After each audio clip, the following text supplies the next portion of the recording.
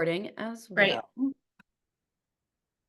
Okay. Wonderful. We see like it as a working doc. If you want to present, you can, or we can go from that. Okay. Yeah, no, I think we are all good. Let me hit slideshow here and that should do it. And Brittany, I have about 8 minutes until 20 past. Is that right? That sounds perfect. Okay, great. I'm sure I'll be able to fit it into that time. So without further ado, thank you for having me. It's really great to be here in the B1 Network call. I'm a huge fan of 1% for the Planet and of course a huge fan of B-Lab US and Canada. So it's really great to be in this space with you all. A little bit about me. My name is Kylie. I'm the Senior Program Manager for Climate Justice at B-Lab US and Canada, and I've been with the team for a little over 2 years now. And my role has really been to help mobilize and support B Corps to pursue climate action centered in justice and equity with people and communities front and center. So it's been a really a rewarding first couple years on the team, and the principles for partnership that I'll share with you today has really been the highlight of my work at B-Lab. So I'm really excited to be able to share this with you.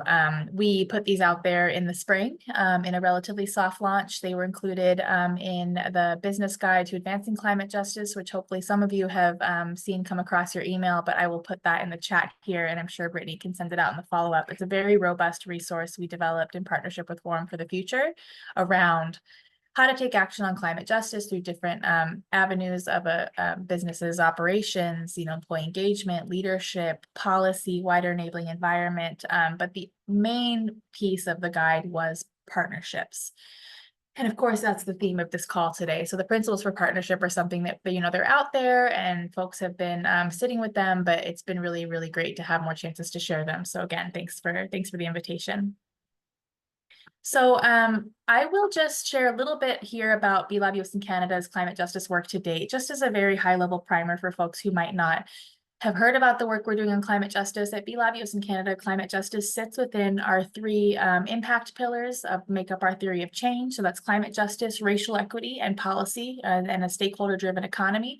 So I sit on the programs team, and as a programs team, we help prepare B Corps and support them create resources around those three areas. So of course, I work very closely with the racial equity team, and there's a lot of overlap in the work that we do. But this slide just shares a little bit about the journey that B-Lab has had. The B Corp Climate Collective deciding to focus on climate justice back in 2019, a global summit a couple years later. When I came on board in the spring of 2022, B-Lab US and Canada had just outsourced its net zero commitments to SBTI for companies 500 up and SME Climate Hub for 500 employees and under. And that was an opportunity to really be able to take on a lot more of the climate justice work and think about really intentionally and deeply centering justice and equity in communities in our climate action work once we were no longer tasked with kind of the administrative lift of the net zero commitments. So that's about the time I came on board. We interviewed a series of frontline community leaders across the country, in total almost 20, and they provided some really, really critical insights for us. They were difficult conversations. We asked some really tough questions around, the role that business has played in their communities, the harms that have been perpetuated by business, what they wanted to businesses to know about climate justice, where the gaps were, where the collaboration and success had been as well. And of that came the realization that we needed a framework. We needed something to start companies off on the right path in terms of how they can partner differently, how they can be in right relationship with frontline communities. So fast forward to spring of 2024, and we published the principles for partnership with frontline communities. Now, of course, B-Lab was not able to do this work alone. And so I'll share the purpose here and then I'll go into the people behind the principles and the process. Many companies, we realized through our talking to frontline community leaders, but also just talking to B Corps themselves, they really want to partner with grassroots organizations and frontline communities, but they just lack the guidance needed to start doing that. A lot of companies are afraid of failing. And we realized that there was a lot stopping companies from starting. And this, on the flip side, we talked to many community leaders that had a deep mistrust, understandably so, of the role business can play in terms of like extraction and industry and the harms that have been caused. So This also goes back to, some of you might be familiar with the Climate Justice Playbook for Business, and we'll share that out as well. Hopefully there's a mindset shift diagram that really speaks to kind of moving from this extractive and exploitative mindset that businesses have typically had to more equitable and regenerative. And I think that's really what the principles aim to do, is to get us more to that equitable partnership with communities. Fear of failing. And then, yeah, I talked about the mindset shift that we can share from the playbook too. So the process and people behind the principles, this was a 10-month process. We really wanted to make sure that we were very slow with how we approached this, intentional. We brought together this group of frontline community and B Corp leaders through a very, very well facilitated process. We had Justin Wright of Habitus, who some folks on the call might know, Aurora Archer of the Opt-in, and some other folks to help steer these conversations. Raj Agarwal, CEO of Provoke, and Jacqueline Lee Tam, who is the Executive Director of Climate Justice Organizing Hub Canada, and myself were, and C. Stanley, Farmer C of Green Hub Farms for a time, we were the conveners. So we were the ones kind of leading the group and thinking through what we wanted to gather their thought partnership on. And it turned out to be the principles for partnership. So after a series of 10 months meeting in monthly meetings, we ended up developing the outcome being these 7 principles. So let me move this up so it's not blocked. So I won't go through each of these in detail just because I want to be mindful of the time, but I know Brittany can share out the website link where they do go into detail on each one. We chose these 7 because these are the ones that the co-creation group deemed most important in terms of where businesses can start and how to fill the gaps of, again, some of those harms that have been caused. So center trust and transparent communications, number 1. Ensuring that you're really starting with a foundation of trust. You're not pushing partnerships without that foundational relationship. In the process itself, that was important, and that's why it took us 10 months. We really needed to develop deep trust so that you could have one of the frontline community representatives, Penny Opal Plant, who represents an Indigenous community rights organization, able to actually speak with and disagree and get through that disagreement to a positive outcome with B Corp climate leaders and folks. So seeing that eye to eye takes time. Number 2, center local wisdom and perspective. This is really important, especially as B Corps, when we're thinking about how B locals interact with their local communities and how we can make sure that we're never coming in feeling like we know more than the local folks themselves. 3, equitable resource allocation. So a lot about funding and equitable philanthropy, trust-based philanthropy. How do we make sure that we're cognizant of the fact that oftentimes businesses are the better resource group, and that, in the grand scheme of things, something like, I think it's 0.5% of total funding these days goes to climate justice orgs or Black and Brown led organizations. So that's an important one. Prioritize racial and cultural literacy. This is really an understanding that we cannot do this climate justice work without a foundation in racial justice and literacy. We've tried to connect those threads just very initially at B Lab through like the racial equity learning journey and inviting folks to participate in that. So stay tuned. There will be an opportunity hopefully next year where we can have some folks that are actually in the B Corp Climate Collective taking our racial equity learning journey, learning about anti-racist practices and principles, implicit bias, and all of that. So that you really need to understand the connection between climate justice and racial justice in order to do this work. Number 5, center conflict acknowledgement and trust regeneration. So when there are issues that do arise, which there will always be, we provide some ideas of frameworks and ways that you can overcome conflict in a way that is, again, not putting blame on either party, but just understanding that like when conflict does arise, it needs to be dealt with rather than buried.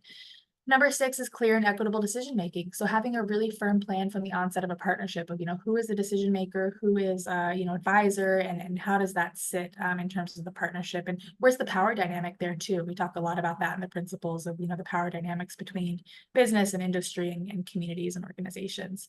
And then last but not least, center long-term and sustainable commitment. So this is really an agreement from the onset of a partnership that, that this is not just a fleeting or one-off partnership. A lot of the feedback we heard from communities was that there's a lot of harm caused when you just partner one time on one thing. A lot of awareness gets raised about a local climate justice issue, and then the business is gone. So how do we make sure that folks are supported throughout? And I will stop there because I don't want to take any more time than I was allotted. But in the last few slides here, you can just see this is the full copy for each of the principles. And again, these are all on the website as well as in the guide, of which I can drop the links here now. And then I'm sure that Brittany can share them with you all after. So with that, I will stop sharing. And I'll drop my email in the chat here too. I'm always happy to talk to folks. I love talking to businesses about climate justice. So if you want to have like a 15-20 minute chat, we also just brought on a senior associate for climate justice to join me on the team, moving from a team of 1 to 2. So that's expanded our capacity and bandwidth a little bit more to connect with folks. So I'll drop their email as well. That's awesome, Kylie. Thank you so much. Sandra, do you want to start to set your slides up as I recap and transition us? So thank you, Kylie, so much for giving us that high-level overview. Elise has put the website in the chat. Kylie will share her email and her other teammates' email as well. And yeah, I encourage you to reach out. But what I'd like for you to do now is think about how those 7 principles show up in our next 2 presenters' presentations, but then also how they're showing up in your partnership conversations that you're having at your company as well. Sandra, how are you doing with tech? I see your screen. Yes. And then you are just muted. Neb, your question, are these principles only for B1 Network? No, those principles that Kylie just presented on are for the full B Corp community. And I believe have been shared a few times, but will there be more presentations about for people to learn more, Kylie? There will, and I'm glad you asked that. One of the pieces that we're looking at pursuing next year is actually regional pilots to see how these could land and how they could be implemented at the regional level. So right now we're thinking about, where do we have this kind of marrying of criteria of a strong Be Local network, very tangible, concrete climate crises happening now, as well as some ability to be there and have some of our folks that have been advisors facilitate these conversations and workshops. So I'll keep everyone posted on that. I'll drop the link here. The best way to stay in touch with the work we're doing is the B Corp Climate newsletter. So anything that's around engaging in a pilot would be at least shared high level there. And then, yeah, as we move forward, we'll think about where those areas make the most sense. And they're for all B Corps and also all businesses. We haven't really reached that point of what does it look like to share these outside of the B Corp network, but our hope is by them being in the guide, which was very widely distributed, that any business might feel like they could start with 1 or 2 of these. It doesn't have to be all, right? Just where's your starting place? Thanks, Kylie. We're excited to see how our B1 community members can implement it. So with that, Sandra, I pass it over to you. Hi, so you can see my screen and you can hear me now? Excellent. So I just want to start briefly with what ThinkShift Communications is so that you can understand the context for how we interacted with our partner and our decision. So ThinkShift is a B1 PR firm. We work exclusively with impact-driven enterprises, and we were less than 2 years old as a company when we joined 1% for the Planet. So we were still kind of figuring out our own brand at the same time.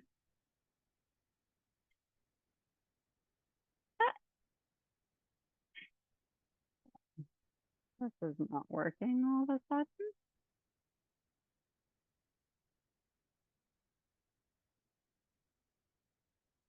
Okay, there we go.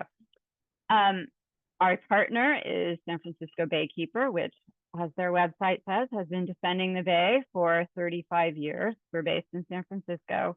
They have been defending the Bay from polluters, from inattentive government agencies, and from poor resource management. And this is our timeline.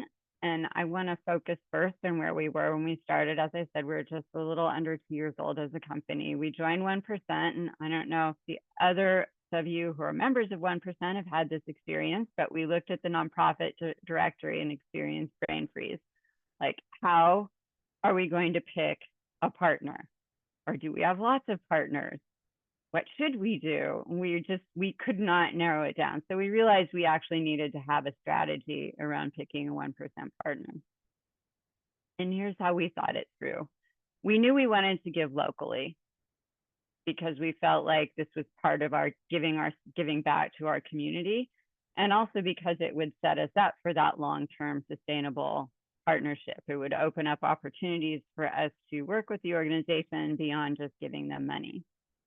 We wanted an organization that was sort of well matched to us. As a small company, we weren't going to be giving a huge donation, and we didn't want to be like a drop in the bucket for NRDC or something. We wanted to be giving to an organization that would find our donation meaningful. And we really wanted a scrappy organization that was lean and effective and could do more with less. We really wanted to feel like our donation was not just meaningful for the organization, but was having a meaningful effect on the environment. And then finally, brand fit. And people think about brand fit in different ways. Some companies will consider it matched with their product or service. Like if you make bathroom fixtures, maybe you want to donate to water organizations, or they might have an overall corporate orientation toward giving, like we give to organizations that support women and girls. We went with really our brand spirit, our brand essence. We see ourselves as activists, and we wanted to support an activist organization.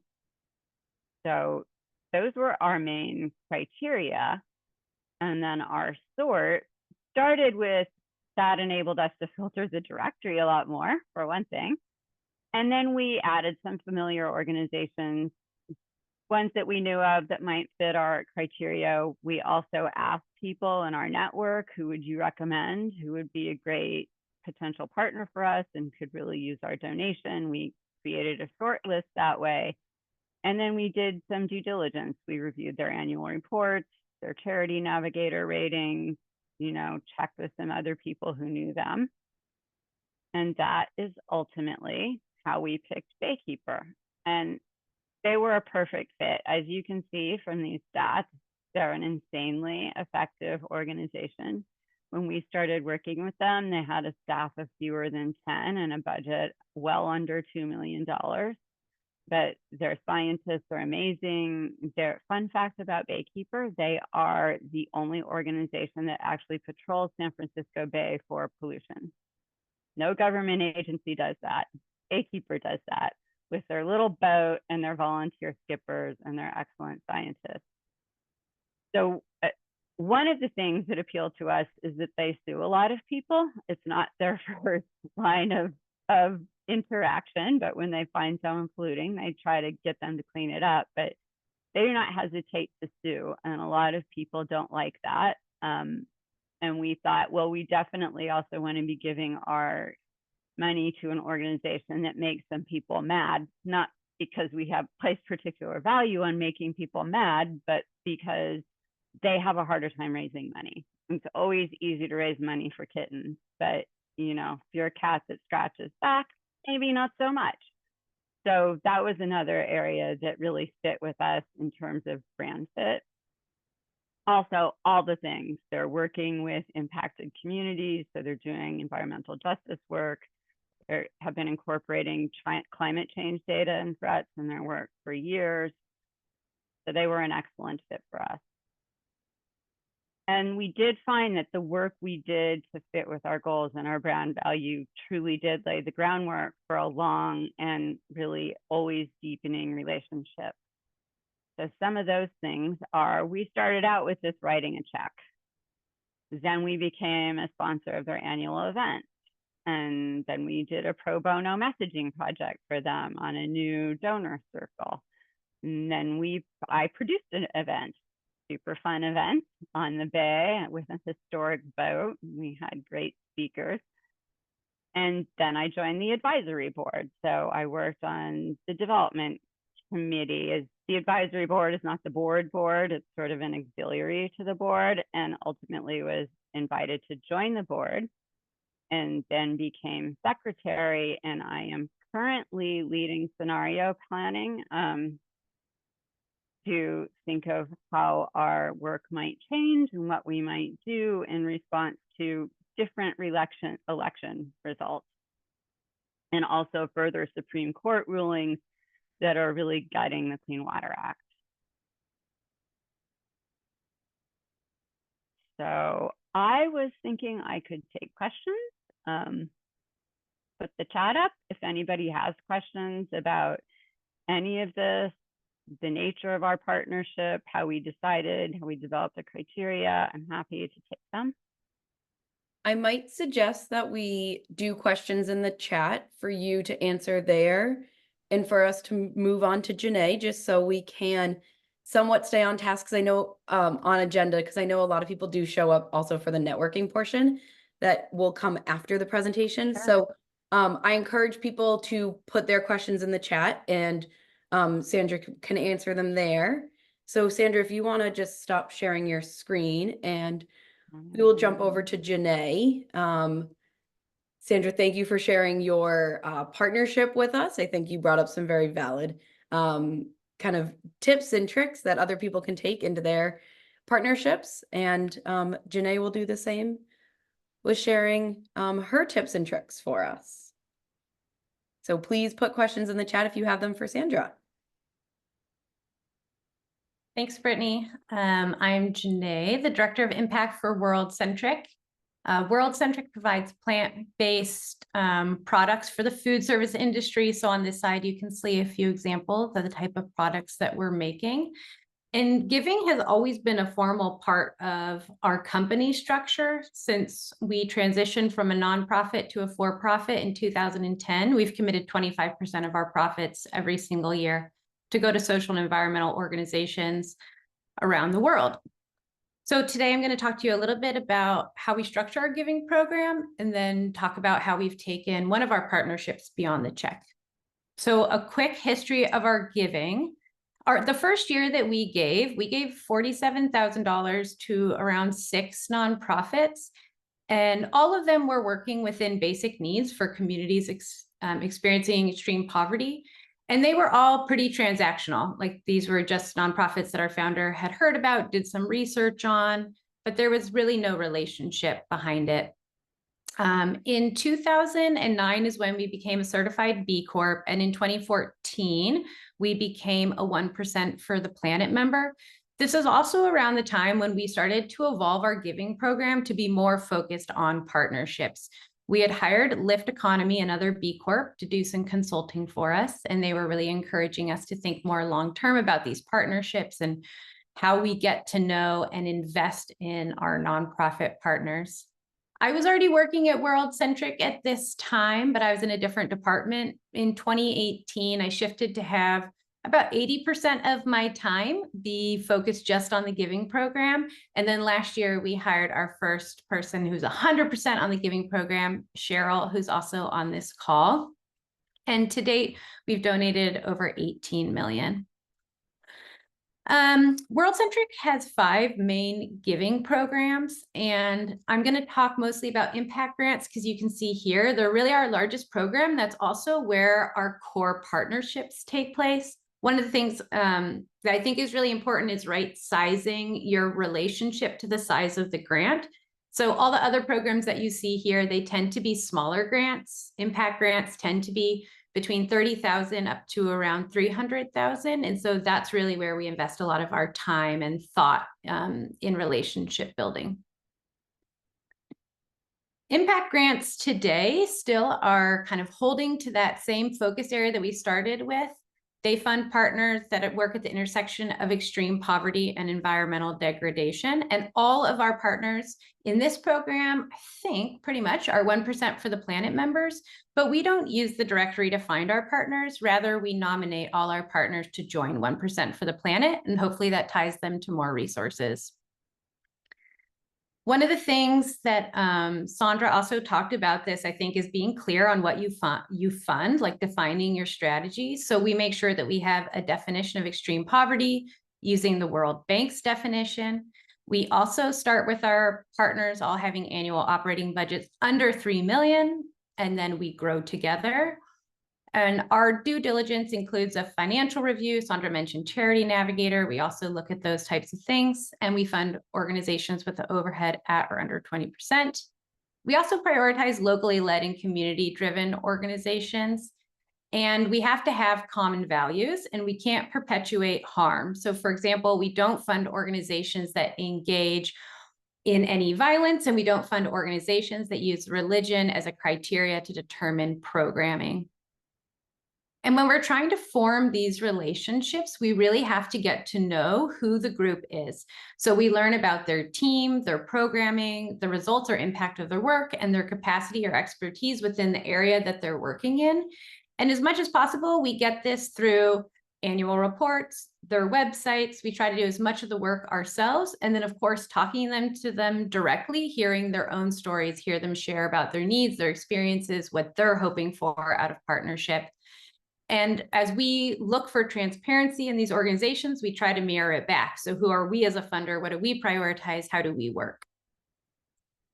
I really like this graphic. This shows the ingredients needed to build a healthy relationship, which are authenticity, trust, navigating power, and accepting differences, which Kylie mentioned the Trust-Based Philanthropy Project. That's a really great resource for understanding how philanthropy can perpetuate kind of like colonial practices, white saviorism, and they give a lot of tips and helpful thought processes around how to navigate conversations, especially the power dynamics around money, and then having a shared purpose.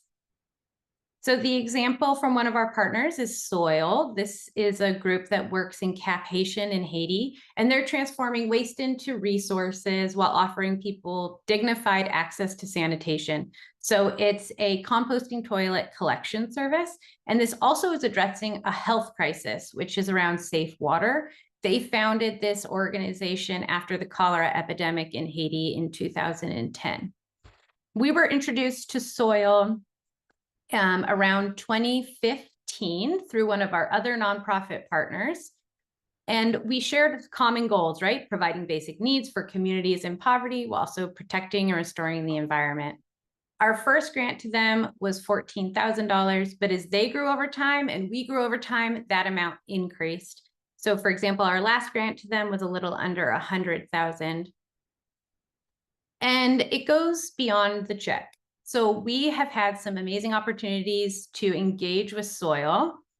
And it's not just about like what we can do for each other, but also really understanding who they are. Like, who are the people working there? What are they worried about? What are they excited about? What's the context they're working in? What are the challenges they're facing politically, environmentally? And so there's a few different ways that we've been able to sort of do more with them. One is that we do Giving Tuesday campaigns. Matching grants is a great way for nonprofits to open up to new funders or get maybe recurring funders. And I'm talking about funders as in like monthly donators. Maybe they're doing $5 and you want to get them to $8, $10 a month. Matching campaigns are a great way to do that. I don't know the psychology behind it, but we tend to want to give more when we know that they can like double what they get. It's really compelling. So the first time we did this with Soil, they got twice as much as they expected to get during that matching campaign. And so each year we've done that with them. And now it's actually something that we offer to quite a few of our nonprofit partners. We also try to amplify their stories on social media. We did an employee learning trip that was really life-changing. Our employees got to go visit them, learn more about the challenges they face and the solutions that they're bringing. We also, we work, all our products are compostables. So we have composting experts on our team. They've met with the experts on their team to kind of exchange best practices. We also provided product for a research project they were doing. So you can see in the top right picture, they're like testing one of our bags. And then we also nominated them to join 1% for the Planet. And a couple things. One thing, I think we can talk about all the good you can do, but it's also really important to make sure that you're not causing any harm. So these are just a few things we've learned over the years, and hopefully continue to learn every day in order to not like cause harm or be a bad partner. Like, you can so easily be a bad partner to your nonprofits unintentionally. So first, we already talked about this, but know what you fund. It saves the nonprofit a ton of time if they're trying to understand. If you are a good fit for them, just make it clear what you fund. There's also what we call story stealing or twice stolen wealth. I think this can happen a lot in corporate philanthropy, where a lot of times we have profits because there's been some sort of extraction, right? Especially in like modern capitalism. And then if you take the story of a nonprofit that's trying to address that harm and claim it as your own, like, we made this happen, we did this. It's sort of stealing a story of the impact that they've created. You're really a partner in their work. So making sure that they own the story that you're telling to your customers or to your audience. Also, just making it easy to apply for funding with you, making sure the relationship is right sized. If they're asking you for $500, do not make them write a 5,000 word application. Like, you know, it's just often these things get really out of place. And then being flexible with your funding and having long-term funding partnerships and avoiding white saviorism. There's so many good resources about these online. I will sort of end there, but and I'm happy to share this presentation and some more links too. Thanks, Brittany. Thank you. Wonderful. Yes. Feel free to put all the links in the chat, and we will also put them in the follow-up email. Okay, so now that all three of our presenters have presented, I don't see any questions in the chat, but I want to leave space in case if people want to come off mute and ask their questions. Knowing that Kylie had to leave for another meeting, we will do our best to answer your question if you have another question for Kylie. But does anybody want to raise their hand and ask a question off mute to any of our presenters? I see that Carson joined, so she can take Kylie's questions. I'm kidding, Carson. I can do my best. Okay, well, I will keep moving, but please come off mute if you have questions. Elise, how are our breakout rooms looking? Great. Elise is just such a master with our tech behind the scenes. Okay, so we're gonna move into the breakout rooms if I'm not seeing any questions, which I'm still not seeing. I have a question. Yes, please. I was just curious to learn a little bit more, Janae, about when you said you nominated them for 1% for the Planet as nonprofit members. We've done something similar before. Just curious how you present that to them, you know, because obviously it sounds like they might not know about 1% for the Planet. And so is it a conversation? Is it just you say, hey, you know, here are the benefits, the costs, the advantages, disadvantages, and how do they make that decision whether or not they want to be nominated? We have a lot of times this happens over email, and we'll have like a little canned script where we're like, here's a link to 1% for the Planet. We're a member. Here's how it benefits us, and here's how it could potentially benefit you. There is no cost for the environmental partner. It's free for them. So we've never had someone review it and say, we don't want to join. We have had people come back and said that they didn't get any additional partnerships out of it, which that can be hard to tell them like how to utilize it on their end. Maybe there could be better resources for that. But in general, we just have like a little overview of what it is, that it's no cost to them, and like what it provides them with, which is basically access to more donors.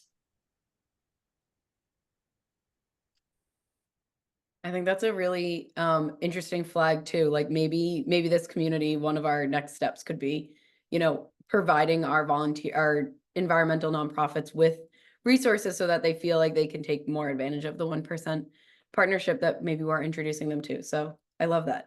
Thanks for raising it. Okay, so one thing that maybe I could add real quick is Yeah. one thing I heard from a partner recently was surprising is they're told when they get a donation, they're not told when a donation is because of 1% for the Planet.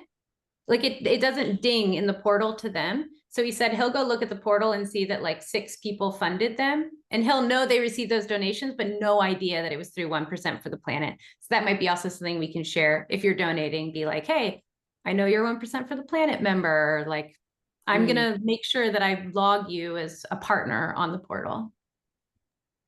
I have one more question, if you don't mind, about that process too. Do you guys help them with the application? Because I know there is an application. We nominate them, but then they also have to go ahead and fill out the application and be vetted by 1%. So is there any like co-facilitating or process through which you're helping that organization achieve and go through the application process? Only one time have we been asked to help a partner, and it was mostly with translation of the form because English wasn't the first language. Otherwise, we've asked people, is it hard to apply? And they say no, it's a very easy process. On 1% for the Planet's end, they then have to evaluate whether they're an environmental fit. And there's been some times where for example, they used to not consider educating women and girls as a climate solution. And World Centric actually kind of like went to bat with 1%, being like, women and girls are a very clear solution for the climate. We need to include this. And so through little things like that, there have been tweaks, but in general, as long as there's a clear environmental alignment and they're providing their financials, it's a very low, I think it's a pretty low bar to get into the network.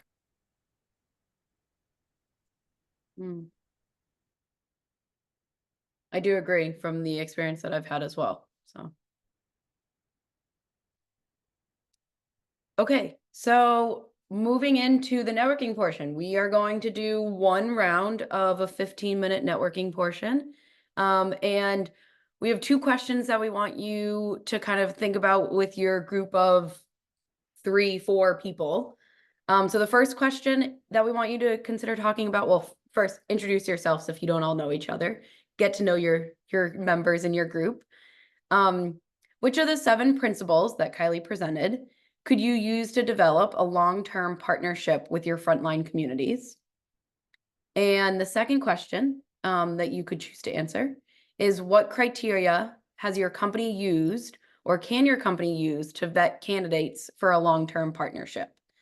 And Elise has put those questions into the chat. We encourage you to copy them into your notes if you want to have them somewhere else. And if there's something else that's coming up for you or your group members, feel free to also talk about what's coming up for you. This is meant to be your time with your community. And if it's centered around partnerships between B1s, then great.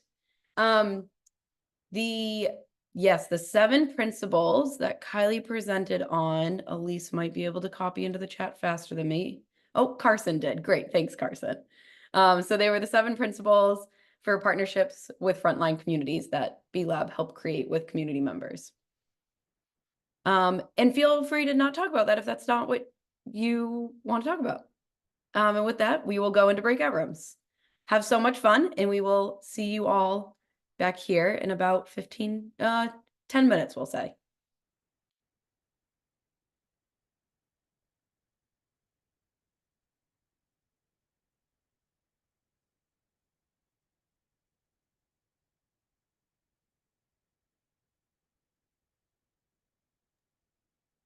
Okay.